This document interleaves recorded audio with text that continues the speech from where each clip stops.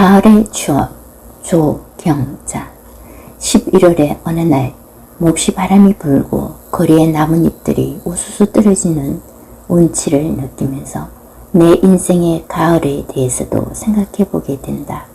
매사에 조심스럽고 겸손해지며 또한 감사하게 생각되는 나의 가을이 오기 전에 꿈 많은 어린 시절도, 방황의 청소년 시절도, 중독에 몸담아 열정을 쏟아부은 청년의 시대도, 그리고 결혼하여 아이들을 키우며 일과 가사와 육아를 함께 뛰어도 즐겁고 행복하기만 했던 철부지, 철없이 좋기만 했던 중년도 지나면서 제2의 인생을 다시금 새로 시작하는 반백년을 지나고 보니 남는 것은 그래도 순간순간 최선을 다해 열심히 살아온 자기 자신과 훌쩍 커진 보배 1호, 보배 2호에게 감사한 마음과 함께 매일매일 나에게 주어진 삶에 열심히 성실하게 살아가는 것이 참으로 귀하고 소중한 아름다운 내 가을의 인생을 맞이하는 것이라는 걸 새삼 깨닫는다.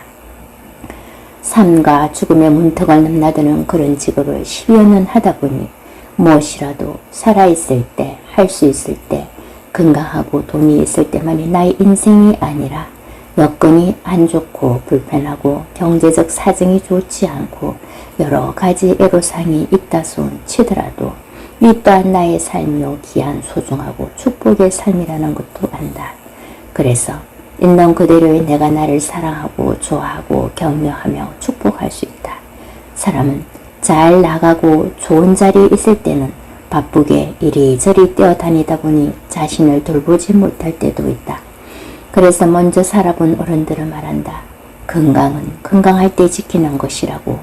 또 돈을 버는 것도 중요하지만 지키는 것도 능력이라고 말이다. 풍요롭고 풍성한 가을을 잘 살아야 그 풍요로움을 잘 감수하고 지켜내야 추운 겨울도 아무 걱정 없이 따뜻하게 지낼 수가 있듯이 마음의 가을과 겨울도 생각해야 한다. 지금 내가 어디까지 와 있는지, 마음이 봄인지 여름인지 가을인지 겨울인지 아니면 그 어느 중간쯤 어딘가에 있는지. 이미 지나온 수많은 가을은 추억 한 자락 남기고 다 떠나버렸다. 그 지난 가을이 풍경이 좋았다고 찾아갈 수도 없고 해서 잡지도 못하고 늙지도 못하고 어정쩡하게 엉거주춤 있을 이유가 없는 것이다. 아무리 아름다운 가을이었다 하더라도 놓아버리고 보내주어야 한다. 그 추억에만 잠겨있으면 그저 위안삼아 그 자리에 머물러 버리면 더 이상 나아가지를 못한다. 사계절이 있다는 것이 그래서 다양한 삶을 살아내는 아름다운 환경이, 여건이, 그리고 삶의 현장이 이 또한 추억으로 남기고 가야 하는 것이 아니던가. 그래도 가을에 추억이 있다는 것이 좋은 것은 펼쳐볼 아무런 추억이 없다면 허허 하고 웃을 일도 없지 않았을까.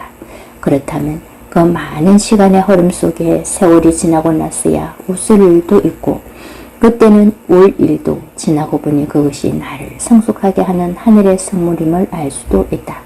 내 인생의 가을쯤에 낙엽의 색깔이 노랗게 물드는 것도 예쁘고 아름답고 붉게 연걸어가는 붉은 옷으로 갈아입는 단풍잎들이 온통 산을 붉게 물드는 아름다움도 보인다는 것이 좋다. 인생을 잘 살고 있다는 증거 아닐까. 삶은 좋은 것이다. 살아보니 살기 참 잘했다는 생각이 든다. 살아있으니 올해의 이 아름다운 가을의 자연 풍경을 마음껏 즐기며 감상할 수 있다는 현실이 행복하다. 왜 가을에는 누구나 시인이 되고 작가가 되는 걸까? 보이는 것이 낭만이고 아름다움이고 괜스레 마음이 울렁이기도 하고 설레기도 했을 거야. 괜히 가을 탄다고 외로운 고독을 즐기는 것일 거야. 먹을거리가 풍부하고 풍성했을지도 모르지. 가을에는 어느 시인은 기도하기 좋은 계절이라고도 하고 어느 작가는 독서하기 딱 좋다고도 한다. 여행을 좋아하는 작가는 여행하기 좋은 계절이라고 한다. 그렇다면 나는 가을에는 감사하는 자신을 돌아보는 시간, 겸손해지는 시간, 묵상하며 신을 만나는 시간이 되면 어떨까 생각해본다.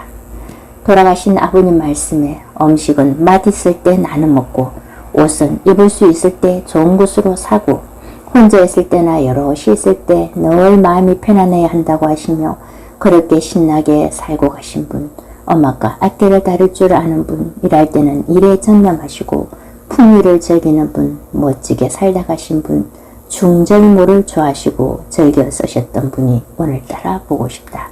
나도 마술을 할 땐 주로 중절모를 쓰고 한다. 그랬을까? 아버님을 닮아서인지 모르지만 나름 중절모가 참 잘 어울린다고들 주위 지인들이 말씀하신다.